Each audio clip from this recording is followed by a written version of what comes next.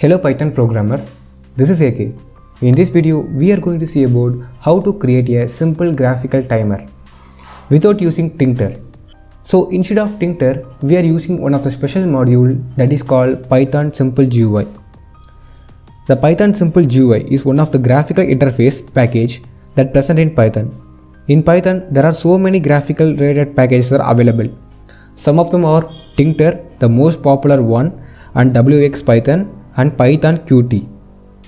But the Python Simple GUI is very simple when it's compared to these three packages. At the end of this video, you will understand how simple this package is. So before starting this video, please like, share, comment and subscribe our channel and help me to reach out 10k subscribers on YouTube. So let's get started. In the first part of the coding, you need to install the Python Simple GUI package.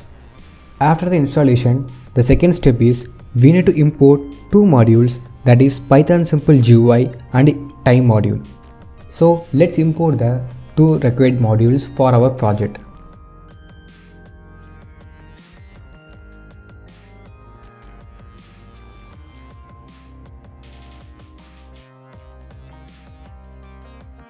After importing the modules, we need to start the graphical part. So I created a function called the timer. Under this function, I am going to give the graphical looks to my timer. So first I will write the code and then I will explain the coding part. Okay, so let's write the code.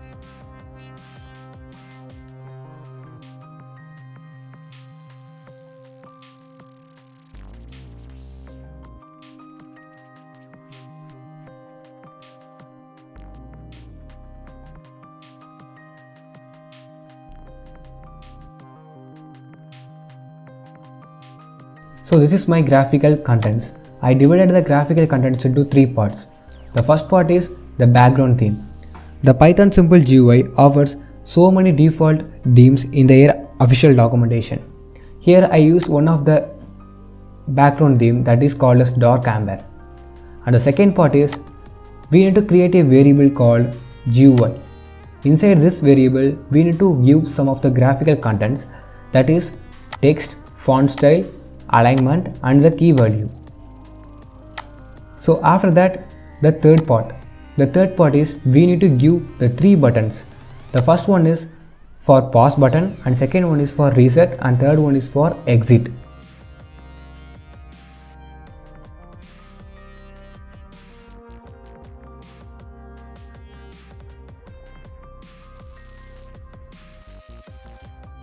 So in the next part, we created a variable called the window.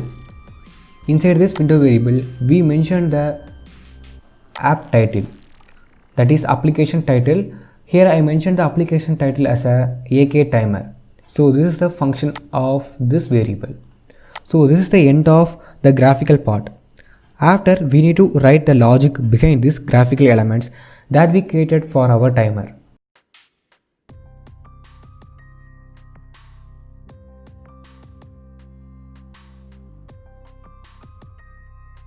At the beginning of logical part, we created the two initial values, I is equal to 0 and password is equal to false.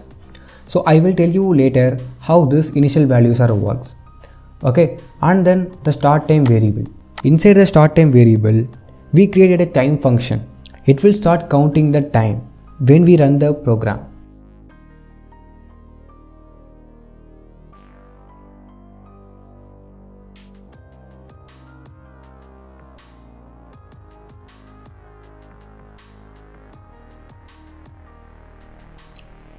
Next, we need to update the timer in every seconds.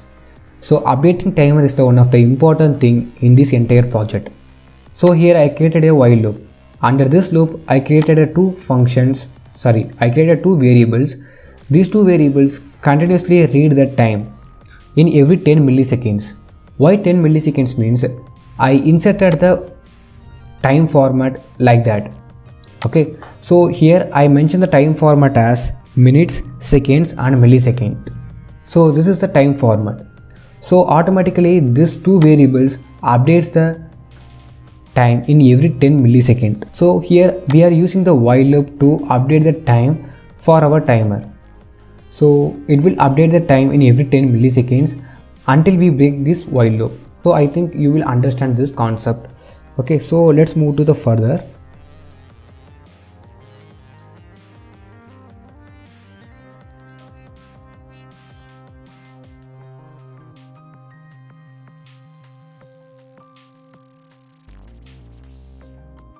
So after the while loop, we created a 3 condition classes. So these 3 conditions work behind the 3 buttons that we created initially. So the first condition is, when you click the exit button, the value turns to none value. When it turns to none, it exits from the loop. So this is the explanation of the first condition. And the second condition is, if the button is equal to reset, if you click the reset button, the initial value is executed that we created here. So this is the initial value. So the timer goes back to the initial value, that is 0. And the third condition is work behind the run and pause button. Okay, so you will understand by seeing this image. Here totally 3 buttons are there, and for the first button is called as run pause button. So this button work as a run button also and pause button also. So here we write the logic. When we pause the button, the value will be stopped. So and the button will be changed into the run button. So when we click the run button again, it start the counting process. So this is the working of this button, and we created a logic also like that. Okay, so if it is not paused, it automatically incremented the initial value. So here the initial value. So this is the working process of 3 buttons and these 3 conditional classes. Okay, so after finishing all the logics, we need to close the window and we need to recall the function that we created. Okay, so let's check how our output look like.